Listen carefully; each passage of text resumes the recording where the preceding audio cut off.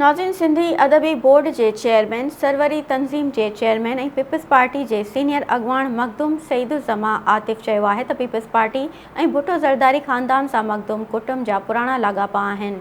गुज़िरियल ॾींहुं क़ौमी असम्बली में अॻूणे सदर आसिफ़ अली ज़रदारी और पीपल्स पार्टी के चेयरमैन बिलावल भुट्टो ज़रदारी से सरवरी जमायत जो रूहानी पेशवा मखदूम जमीलुज़्ज़मा की थियल मुलाक़ात बाबत मखदूम सईदुज़्ज़मा आतिफ़ चयो है त आसिफ़ अली ज़रदारी, बिलावल भुट्टो ज़रदारी और सरवरी जमायत जो रूहानी पेशवा मखदूम जमीलुज़्ज़मा में थियल मुलाक़ात सियासी तौर ज़ाती नोयत जी हुई, जंहिंजा मुल्की सियासत ते मुस्बत असर पवंदा।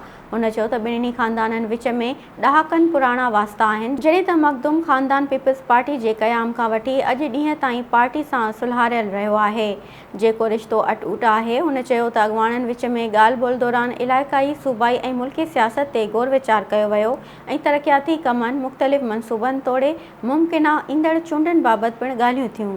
जॾहिं त मखदूम ख़ानदान ऐं पीपल्स पार्टी जी मौजूदा क़यादत विच में थियल ॻाल्हि ॿोल्हि सिंध जी सियासत अंदरि हिकु ख़ुशगवार फ़िज़ा खे जनमु ॾींदी।